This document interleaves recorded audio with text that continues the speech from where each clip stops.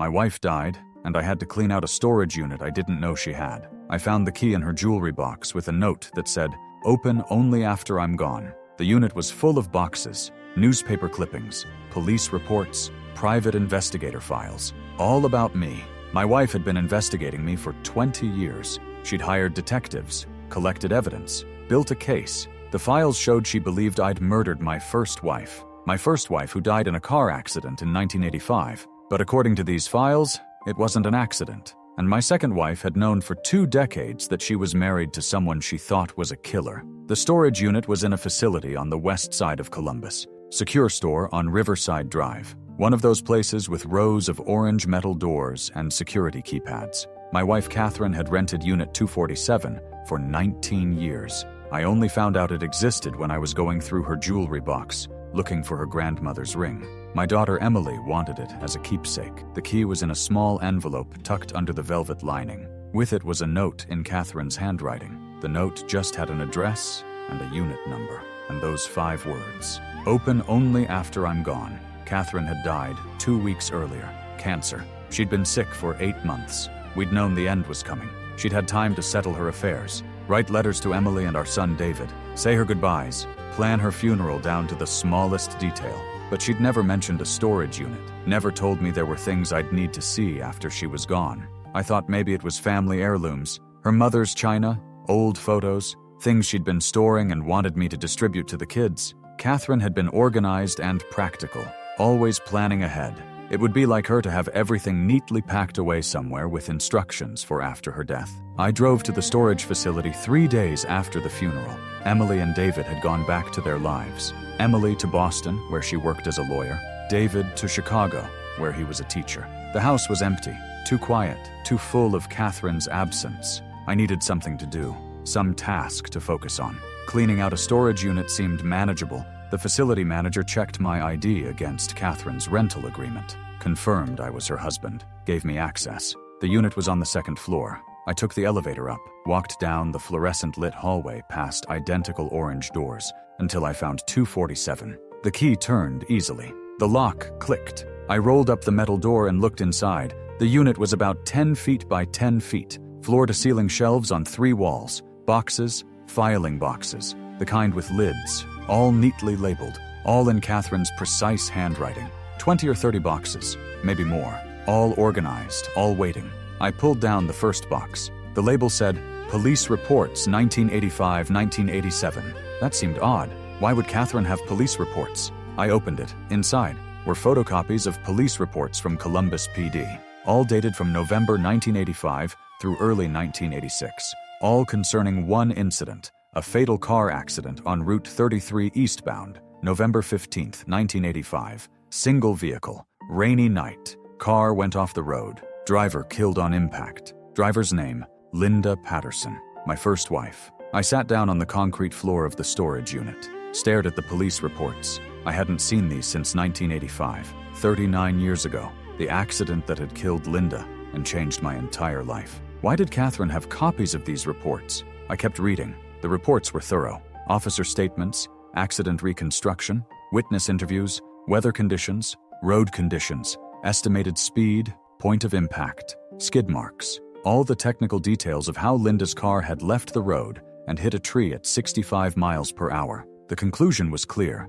accident caused by wet roads and excessive speed. No evidence of mechanical failure. No evidence of another vehicle involved. Driver error in poor weather conditions. Accidental death. Case closed. I'd read these reports dozens of times in the weeks after Linda died, trying to understand what had happened, trying to make sense of why my wife had died on a random Tuesday evening driving home from work. The police had been kind, but firm.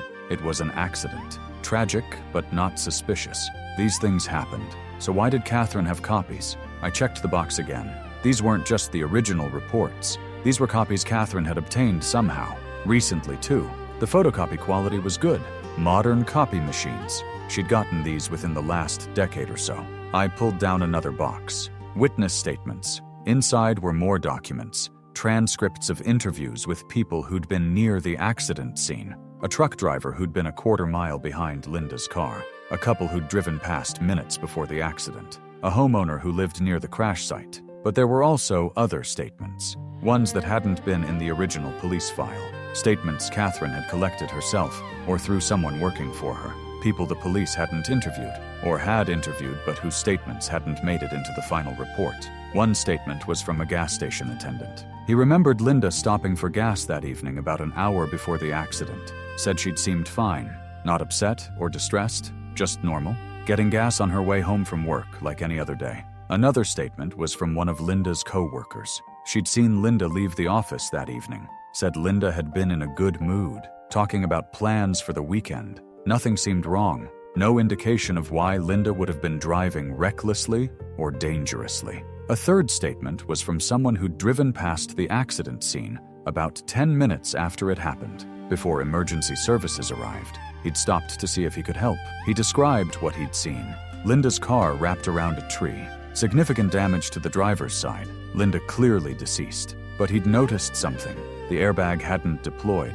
The car was a 1984 model that had airbags, but they hadn't gone off in the accident. I'd never heard that detail before. The police reports hadn't mentioned it. Maybe airbags were less reliable back then. Maybe the impact angle was wrong for deployment. Maybe there was a mechanical issue, but it seemed worth noting. And Catherine apparently thought so too. I pulled down another box. Private Investigator Reports 2005-2010. My hands were shaking as I opened it. Inside were reports from a private investigator named Marcus Webb. Professional letterhead, detailed documentation, photos, surveillance notes, financial records, all compiled by someone Catherine had hired to investigate Linda's death, to investigate me. The first report was dated March 2005, 20 years after Linda's death. Catherine and I had been married for 17 years at that point. We'd met in 1986, started dating in 1987, married in 1988, had Emily in 1990 and David in 1992. Built a life together,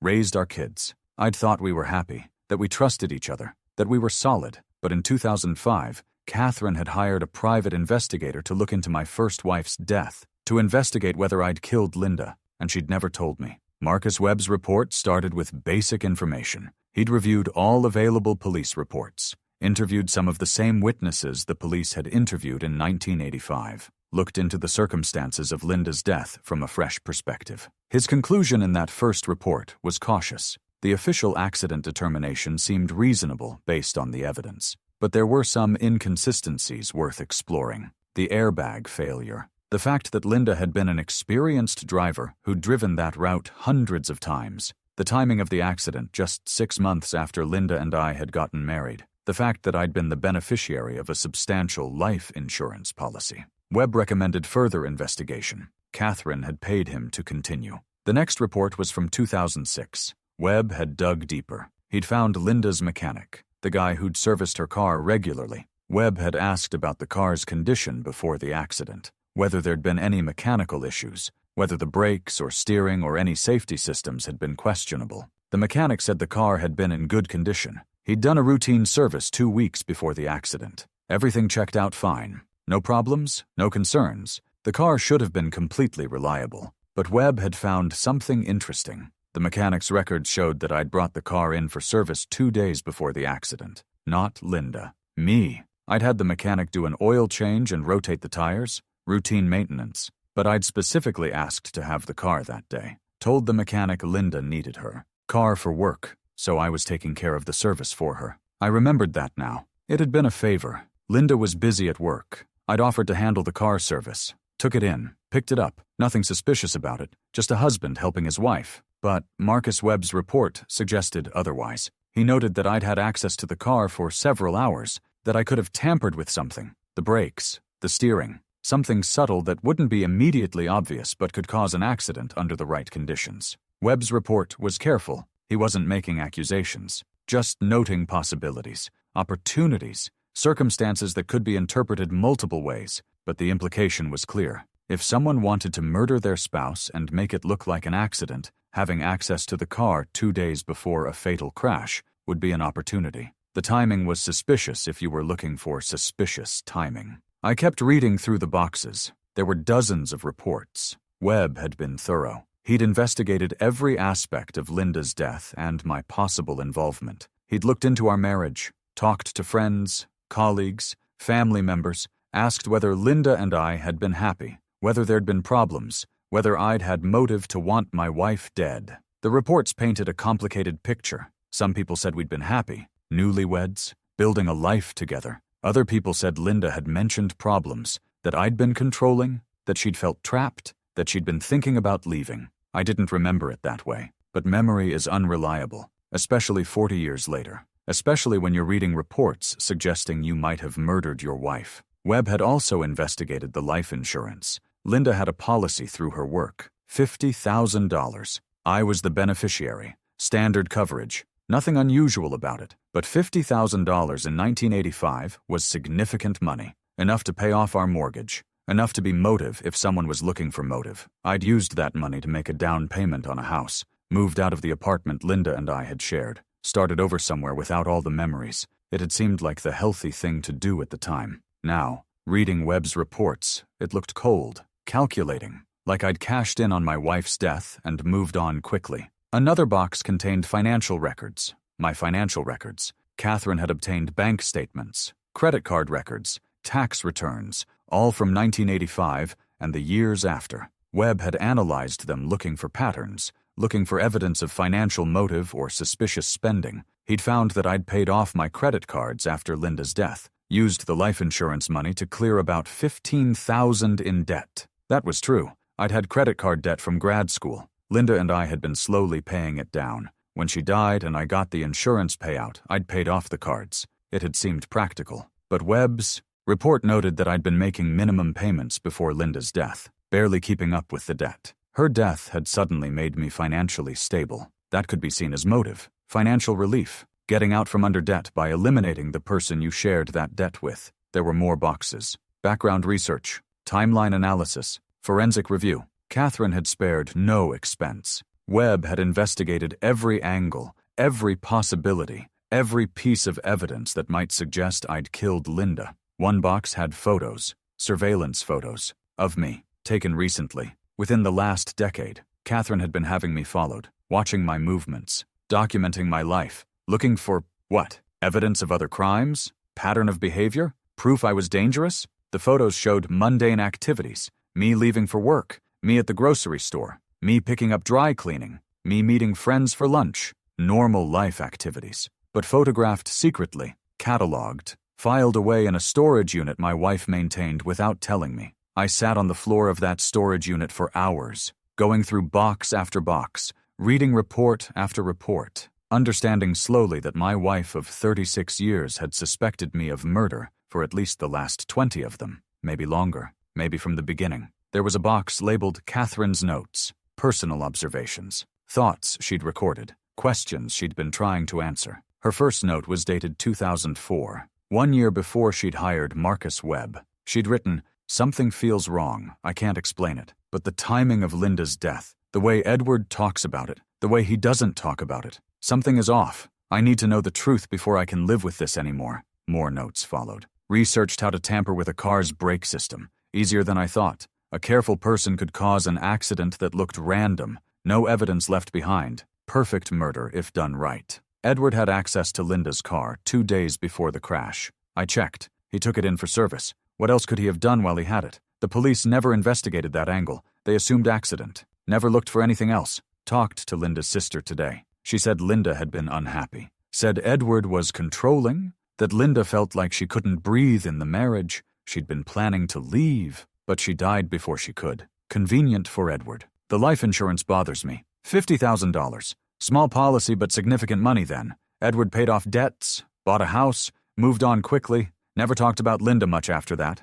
like she never existed, like he erased her. I'm scared. What if I'm married to someone who killed his first wife? What if I'm living with a murderer? What do I do with this suspicion? How do I prove it? How do I protect myself and the kids if I'm right? That last note broke something in me. Catherine had been scared. Scared of me. Thought I might be. Dangerous. Thought she needed to protect our children from me. And she'd lived with that fear for 20 years, while sleeping next to me, while raising kids with me, while building a life that looked normal on the surface but was rotted underneath by her suspicions. There were more notes. Years of them. Catherine documenting every moment that made her suspicious, every comment I'd made that seemed off, every behavior that might indicate guilt. She'd been watching me, analyzing me, trying to catch me in something. For 2 decades, some notes were dated during specific events. Edward's mother's funeral 2008, he showed appropriate emotion, but something about it felt performed, like he was showing what people expected rather than feeling it genuinely.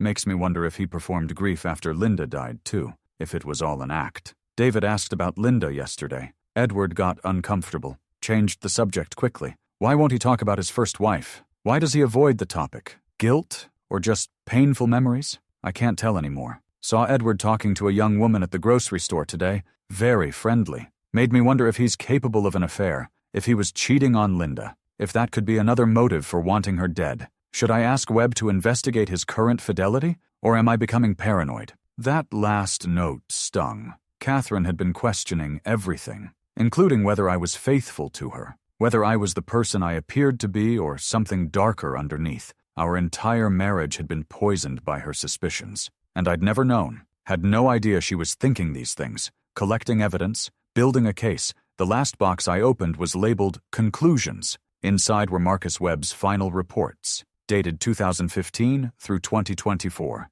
nearly a decade of continued investigation. Catherine hadn't let this go. She'd kept pursuing it, kept paying Webb to dig deeper, kept trying to prove that I'd killed Linda. Webb's final conclusion, written just 6 months before Catherine died, was remarkably fair, given all the suspicion driving the investigation. He wrote, "After 19 years of investigation, I cannot prove that Edward Patterson murdered his first wife, Linda. The physical evidence is ambiguous. The circumstantial evidence can be interpreted multiple ways. Witnesses provide conflicting accounts. Financial motive exists but isn't conclusive. Edward's behavior after Linda's death could indicate guilt, or could simply be a grieving widower trying to move forward. However, I also cannot definitively prove Edward's innocence. The timing of his access to the car remains suspicious. Linda's reported unhappiness in the marriage provides potential motive. The quick financial recovery and new relationship raise questions.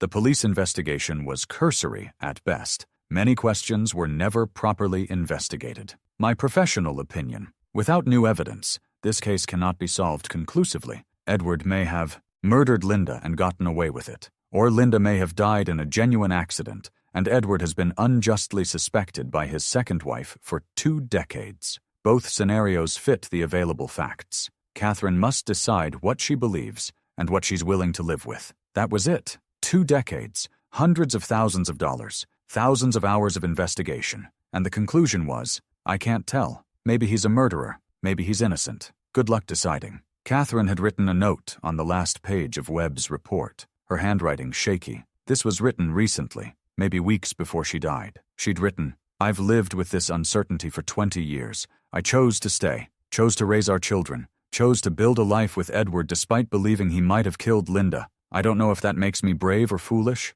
Maybe both. I'm dying now. Cancer. Months left at most. I need Edward to know what I suspected, what I investigated, what I could never prove or disprove. He deserves to know that I spent our entire marriage wondering if he was a killer. He deserves to understand what I lived with, the fear, the doubt, the constant questioning of whether the man I loved was also the man who murdered his first wife. I'm leaving these files for him to find after I'm gone. Let him read what I collected. Let him see himself through my eyes. Let him understand what it was like to live with someone you suspected of murder, but could never prove guilty. Let him decide what the truth is, because I never could. I sat in that storage unit until it was dark outside. The fluorescent lights hummed above me. I was surrounded by boxes full of my wife's suspicions, evidence of 2 decades of investigation, proof that Catherine had believed, or at least suspected, that I was a murderer, that she'd married me thinking I might have killed Linda, that she'd stayed married to me while hiring private investigators to prove I was guilty. I didn't know what to feel. Anger seemed appropriate. My wife had suspected me of murder for 20 years and never once asked me directly, never gave me a chance to defend myself, never trusted me enough to have an honest conversation about her fears. But I also felt something else, a creeping doubt, a question I didn't want to ask but couldn't avoid. What if Catherine was right? What if I had killed Linda and somehow blocked it out? What if my memory of being a grieving widower was false? What if I'd done something terrible and convinced myself it was an accident? That thought was insane. I knew it was insane. I remembered Linda's death clearly, the police showing up at my door, The shock and devastation, the funeral, the months of grief. I'd loved Linda. Her death had destroyed me. I hadn't killed her. The idea was absurd, but Catherine had thought it was possible, had spent 20 years investigating it, had collected evidence that, while not conclusive, was disturbing. And now I was sitting in a storage unit reading that evidence and feeling my certainty crack. I loaded all the boxes into my car, took them home, spent the next week reading through everything multiple times, looking for something I'd missed, some piece of evidence that would definitively prove my innocence or explain Catherine's suspicions. What I found was more complicated than either, because Catherine wasn't entirely wrong. Not about me being a murderer, but about there being something suspicious about Linda's death. Something that didn't quite add up. The police had investigated Linda's accident as a single-vehicle crash caused by driver error, but they hadn't looked very hard. They'd done a basic accident reconstruction, interviewed a few witnesses, concluded it was an accident, closed the case. In 1985, that was standard procedure. Police didn't investigate every fatal car accident as potential homicide. They looked for obvious signs of foul play. If they didn't find any, they ruled it accidental. But reading through Marcus Webb's investigation, I saw things the police had missed, or hadn't bothered to look for. The airbag that didn't deploy. The fact that Linda's car had been in my possession 2 days before the crash. The witness who said Linda had seemed fine that evening. No indication of why she'd suddenly been driving dangerously. There was also something else. Something I'd forgotten, or blocked out. Linda and I had fought that morning, the morning of the day she died. I'd been thinking about it all week, trying to remember. And it came back, slowly, painfully. We'd fought about money. I'd been in graduate school, working on my PhD in history, not making much money. Linda was working as an accountant, supporting us financially. She'd been frustrated that I wasn't contributing more, that I was pursuing an academic career that might never pay well, that she was carrying the financial burden while I studied. I'd been defensive, told her I was working hard, that my PhD would lead to a good career, that she needed to be patient. We'd fought about it before. But that morning had been particularly bad. Linda had said she was tired of supporting me, tired of waiting for me to finish school,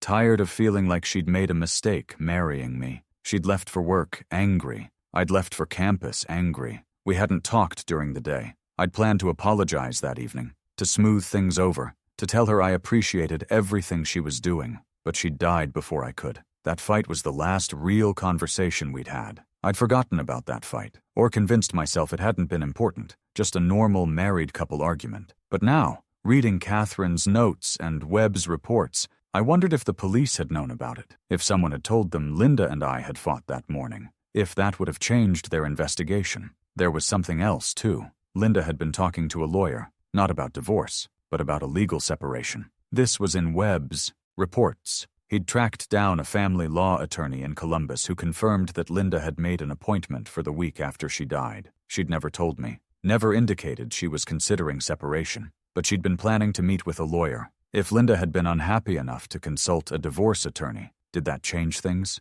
Did it provide motive for me to want her dead? Not consciously. I'd loved Linda. I hadn't wanted her to leave. But if some part of me had been desperate to keep her, to prevent a divorce that would have been financially and emotionally devastating, could I have done something? Could I have sabotaged her car without consciously acknowledging what I was doing? No, that was crazy. I couldn't have killed Linda. I wasn't capable of that. I was a history professor, a father, a decent person who'd lived a normal life for 73 years. I wasn't a murderer who'd gotten away with killing his wife for nearly 4 decades. But Catherine had thought it was possible. And reading through her evidence, I understood why. The pieces fit together if you looked at them a certain way. Unhappy marriage, financial stress, wife planning to leave, husband with access to her car, convenient accident, quick financial recovery and new relationship. It looked bad. I needed to understand what had really happened, not just for Catherine's sake, for mine, because I couldn't live with this doubt, couldn't spend my remaining years wondering if I'd killed someone and blocked it out.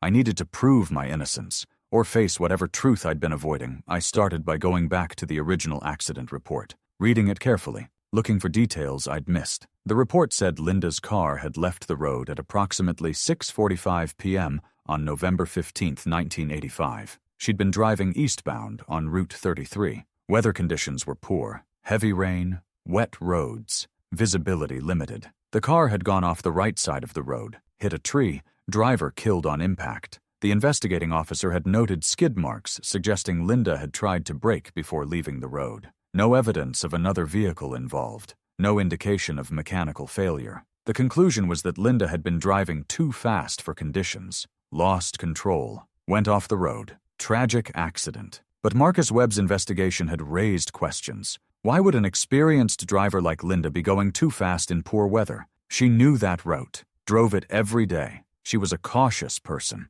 not someone who took unnecessary risks. It seemed out of character for her to be speeding in rain. Webb had also questioned the skid marks. The accident reconstruction suggested Linda had braked hard just before going off the road, like something sudden had happened, like she'd reacted to something unexpected. But what? There were no witnesses who'd seen another vehicle, no evidence of a deer or other obstacle in the road. The airbag failure was another question mark. Webb had researched it. In 1984 and 1985, airbags were relatively new technology. They didn't always deploy. There could be legitimate reasons why Linda's airbag hadn't gone off, but it was also possible the airbag system had been disabled or damaged if someone had tampered with it. I decided to do what Catherine had done. Hire someone to investigate. Not Marcus Webb. He'd worked for Catherine. I needed someone independent, someone who could look at this fresh, someone who could either prove my innocence definitively or prove my guilt so I could face the consequences.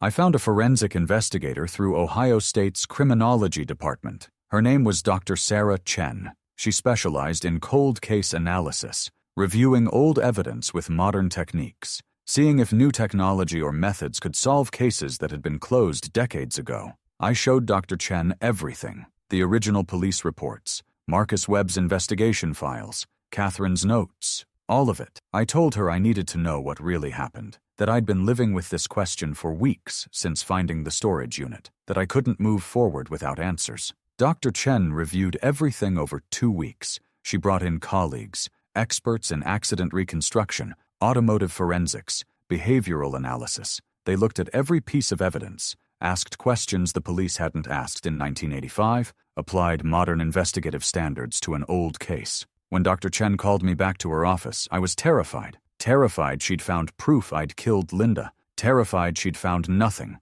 and I'd still be living with doubt. Terrified either way. Dr. Chen had compiled a detailed report. She'd analyzed the physical evidence, the accident scene photos, the vehicle damage, the skid patterns, the weather conditions, everything that could be reconstructed from the 1985 documentation. Her conclusion surprised me. She said the accident didn't look like simple driver error. The skid marks suggested something had caused Linda to brake suddenly and swerve. The impact pattern suggested she'd been trying to avoid something. The airbag failure was concerning given that the car had been recently serviced, but Dr. Chen also said there was no evidence of tampering, no indication that anyone had sabotaged Linda's car. The brake system, based on the police documentation, had been intact. The steering was functional. There were no signs of mechanical failure that would suggest deliberate sabotage. So, what had happened? Dr. Chen had a theory. Based on the evidence, she thought Linda had encountered something in the road.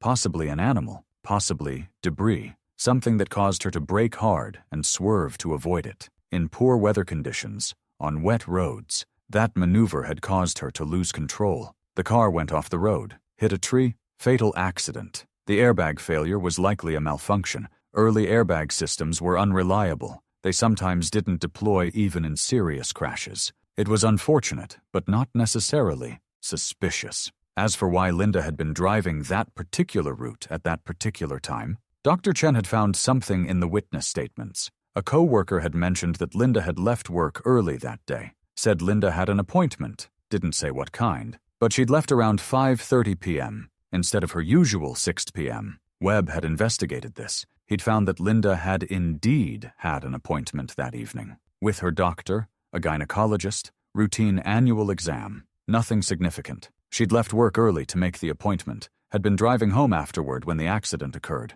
The timing meant Linda had been on Route 33 during rush hour. In heavy rain, traffic was probably heavier than usual. She might have been more stressed than on a normal drive. That could explain why she'd reacted poorly to whatever had appeared in the road. Dr. Chen's professional opinion was that Linda had died in a genuine accident. Tragic, preventable perhaps if she'd been driving more slowly or more carefully. But not murder, Not sabotage, just bad luck and bad conditions coming together in the worst possible way. I asked about the other evidence, the fight Linda and I had that morning, the divorce lawyer, the financial motive, all the things that had made Catherine suspicious. What about those? Dr. Chen said those were concerning from a motive perspective. They established that I theoretically had reasons to want Linda dead. Marital problems, potential divorce, financial benefits from her death. Those factors would make me a suspect if the death looked suspicious. But motive alone wasn't evidence of murder.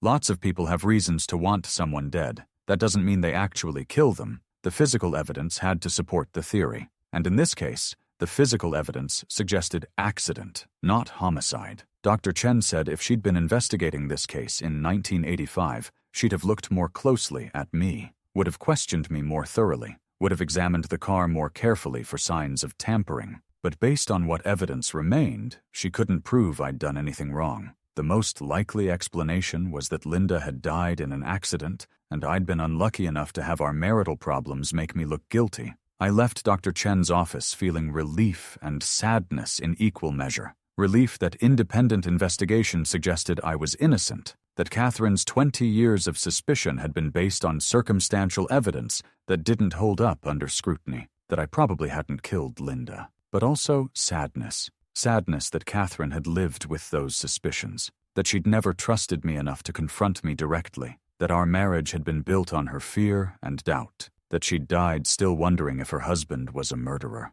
I went to visit Catherine's grave, Mount Calvary Cemetery, on the north side of Columbus. She'd been buried 3 weeks earlier. The grass hadn't grown over the grave yet. The headstone was simple. Catherine Marie Patterson, beloved wife and mother, 1954-2024. I stood looking at that headstone thinking about what wasn't written there, the suspicions, the investigations, the secret storage unit full of evidence against me, the 20 years of living with someone she thought might be dangerous. I wanted to be angry, wanted to rage at Catherine for not trusting me, for investigating me instead of talking to me, for building a case instead of building honesty in our marriage. She'd hurt me by suspecting the worst, by spending our entire marriage wondering if I'd murdered my first wife. But I couldn't be angry, because I understood. Reading through Catherine's notes, I'd seen her struggle. She'd been torn. Part of her had loved me, had wanted to believe I was innocent, had wanted our marriage to be real and true and based on trust.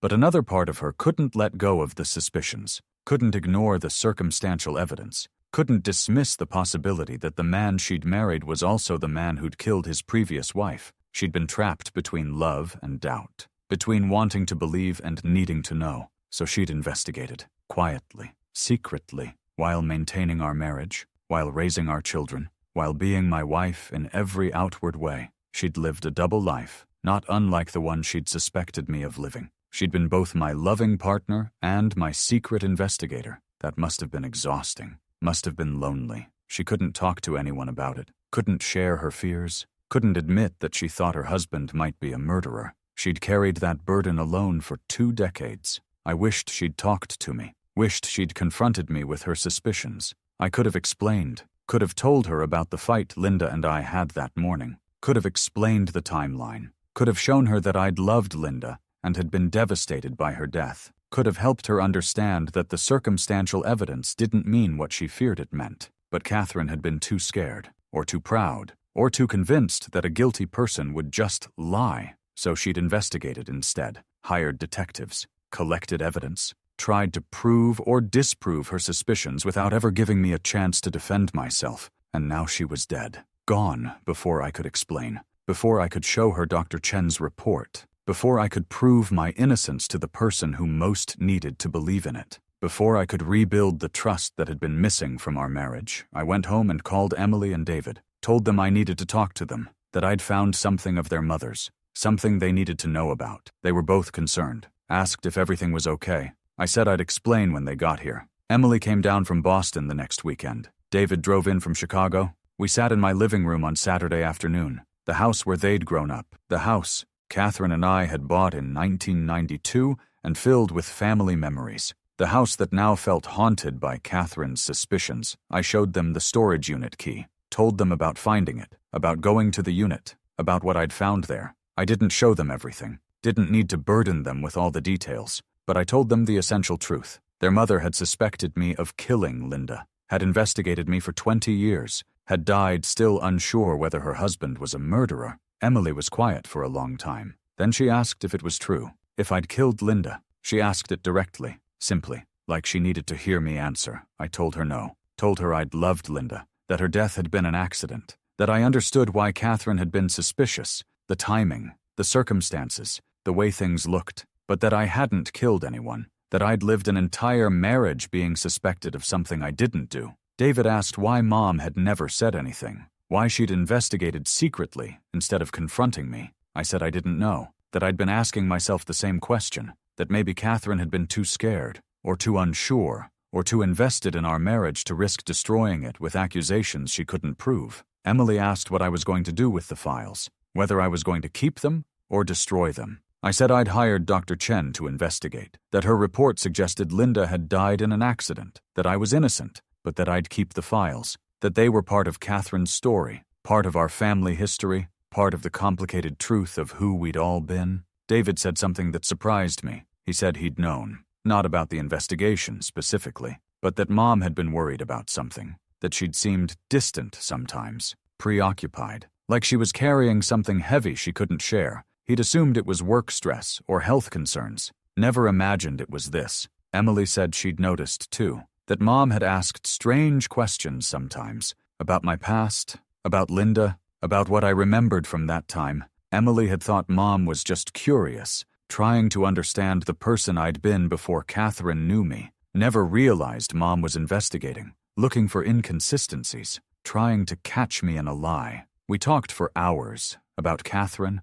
about Linda, about the strange situation we were all in. Emily and David had lost their mother, and now they were learning that their mother had suspected their father of murder, that their entire childhood had taken place against this background of suspicion and investigation, that nothing had been quite what they'd thought it was. Emily asked if I blamed Mom, if I was angry at her. I said I didn't know, that I'd been cycling through every emotion, anger, hurt, sadness, understanding, that I couldn't settle on one feeling because the situation was too complicated. I'd been married to Catherine for 36 years. We'd raised 2 children together, built a life, been partners in everything, or so I'd thought. Turns out Catherine had been keeping this enormous secret, this suspicion that poisoned everything else. I'd been living with someone who thought I might be a killer, who was constantly watching for signs of guilt, who'd never fully trusted me. That hurt deeply, but I also understood.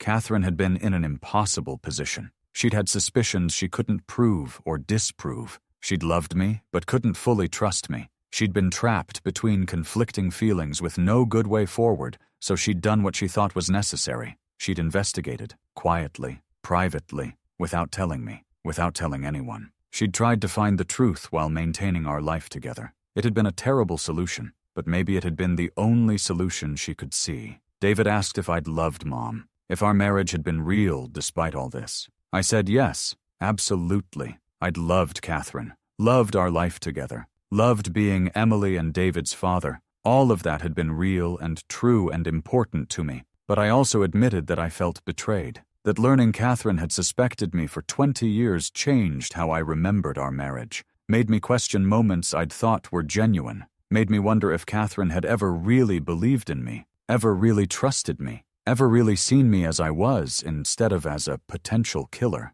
Emily said something wise then. She said maybe both things were true, that Mom had loved me and suspected me, that those feelings had coexisted, that people were complicated, that Mom had been living in that complicated space for 2 decades, loving her husband while questioning him, building a life while investigating it, being my wife while wondering if I was dangerous. It wasn't fair. Not to Catherine having to live with that. Not to me being suspected without knowing it. Not to Emily and David growing up in a family with that hidden tension. But it was what had happened. The truth of who we'd been. David asked what happened now. How did we move forward from this? I said I didn't know. That I was still processing. That I'd probably be processing for a long time. That this wasn't the kind of thing you just got over. But I also said I wanted to understand Catherine better. Wanted to honor her memory even though I was hurt by what she'd done. She'd been struggling with something difficult, had been trying to do right by me and by her own conscience, had been living in impossible circumstances with no good choices.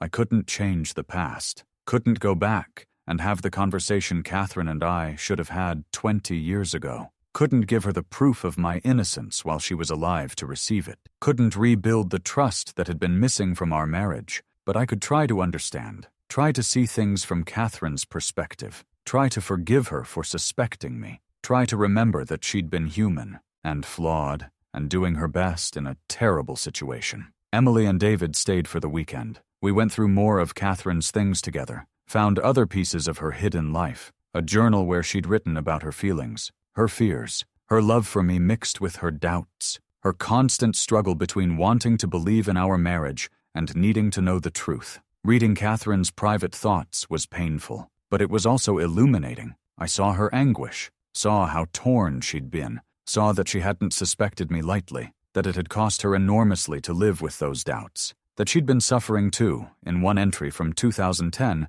Catherine had written, "I look at Edward, and I see two different people, the man I married, the father of my children, my partner for over 20 years, someone I love deeply, and also someone who might have killed his first wife, someone who might be capable of terrible things. These two images exist in my mind simultaneously. I can't reconcile them, can't make them into one coherent person, so I live with both. Love him and fear him, trust him and investigate him, build a life with him while secretly wondering if that life is based on a lie." That broke my heart, for Catherine living with that divided perception, for me being seen that way by someone I loved, for all of us caught in a situation created by circumstances and suspicions and inability to communicate honestly. Another entry from 2015. "I'm tired of investigating, tired of suspecting, tired of living with doubt. Marcus says he can't find conclusive evidence either way. Maybe I need to accept that I'll never know for certain, that I have to choose what to believe. Choose whether to trust Edward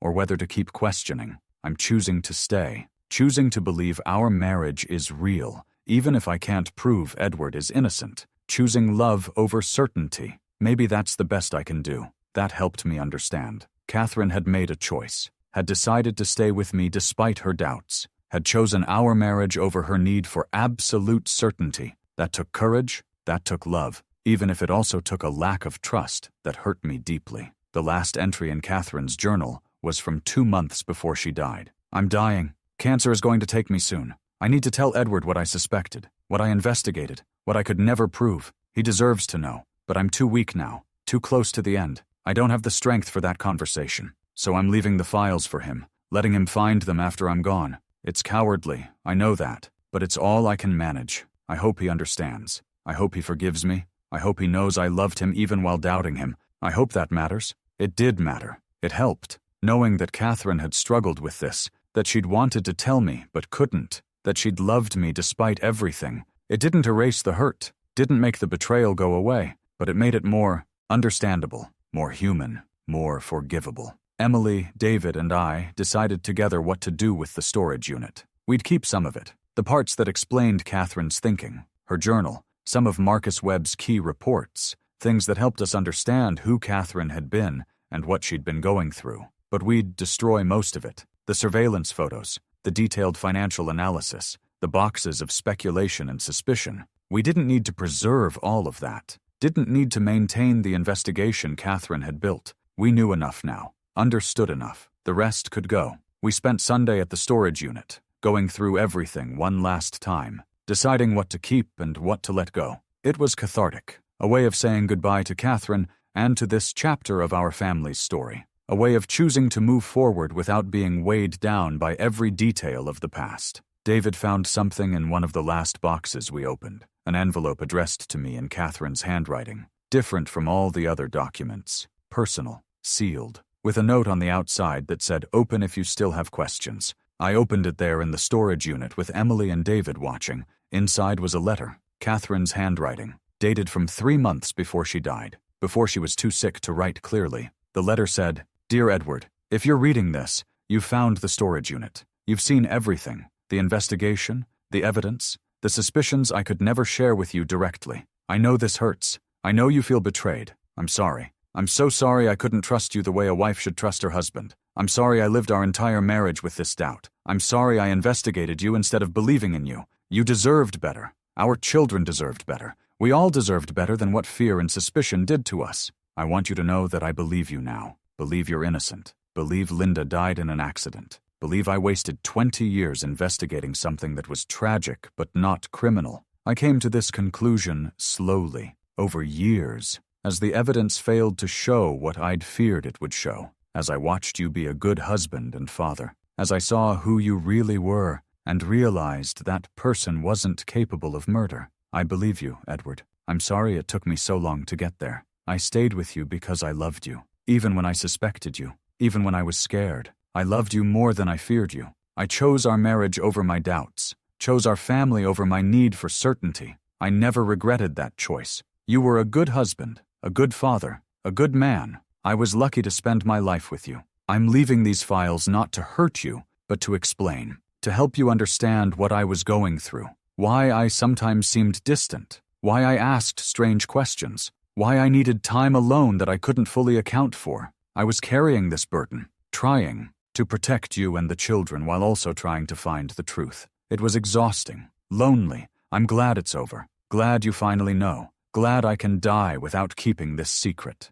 Forgive me if you can. Remember me kindly if you can't. Know that I loved you, that our marriage was real, that I never stopped being grateful that I met you after Linda died, that you gave me a life and a family and a partnership that meant everything to me. Thank you for 36 years. Thank you for Emily and David. Thank you for being my husband, even though I never fully trusted you the way I should have. I love you. I'm sorry. I believe you. Those are the 3 things I need you to know. Hold on to them when the hurt from all this feels too heavy. I love you. I'm sorry. I believe you. With all my heart, Catherine. I read the letter 3 times. Then Emily read it. Then David. We sat in that storage unit crying. For Catherine. For our family. For all the pain and misunderstanding that had haunted us. For the love that had persisted despite everything. The letter didn't make everything okay. Didn't erase the betrayal or the hurt. But it helped. Helped me understand that Catherine had suffered too. That she'd come to believe in my innocence. That she'd loved me throughout. That our marriage had been real,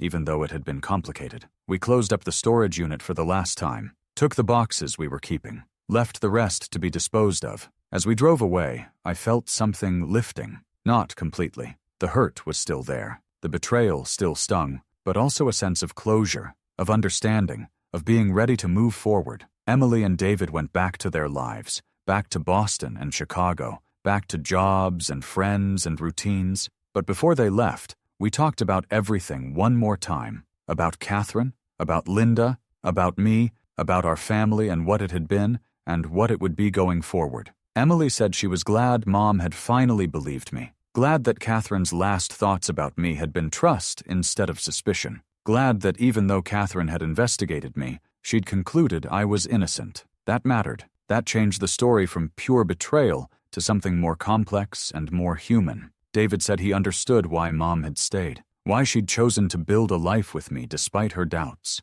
He said he'd do the same thing. That love was more powerful than certainty. That sometimes you had to choose to believe in someone even when you couldn't prove they deserved it. That Mom had done that, had chosen me, and that was an act of faith and courage even if it had been mixed with investigation and doubt. I'm 73 years old now. My second wife died 2 months ago. After her death, I discovered she'd suspected me of murdering my first wife. She'd investigated me for 20 years, hired private detectives, collected evidence, built a case. She'd lived our entire marriage wondering if I was a killer, but she'd also loved me, chosen me, believed in me eventually, left me a letter explaining and apologizing and affirming her trust, left me with complicated truths instead of simple ones, left me with understanding instead of just hurt. Linda died in 1985 in a car accident. I didn't kill her. I grieved her, moved forward eventually, met Catherine, built a new life, thought I'd found happiness and trust and partnership. Turns out it was more complicated than that, more human, more real in its imperfection than I'd ever realized. I visit both graves now, Linda's and Catherine's, 2 wives, 2 very different marriages, 2 complicated stories that shaped who I am. I bring flowers to both, remember both, forgive both for the ways they hurt me, even though neither intended to. I've learned that marriage is complicated, that people carry secrets, that love and doubt can coexist, that betrayal and devotion aren't opposites, but sometimes partners in the strange dance of long-term relationships. That truth is worth pursuing even when it's painful. That understanding matters even when it comes too late. Catherine suspected me of murder for 20 years. That hurt. That betrayed everything I thought our marriage was. But she also loved me, chose me, believed me in the end. That matters too. Maybe matters more. Love that persists despite doubt. Trust that's earned slowly rather than given easily. A marriage that survived suspicion and came out the other side still intact. I have Catherine's letter framed on my desk now. I love you. I'm sorry. I believe you. 3 sentences that explain 36 years of complicated marriage. 3 sentences that hurt and heal simultaneously. 3 sentences I read every day to remember that Catherine and I were both flawed humans, trying our best in impossible circumstances. Did you like my story? Which city are you listening from? Let's meet in the comments. There's so much more on my channel. Don't forget to subscribe. See you in the next story with love and respect.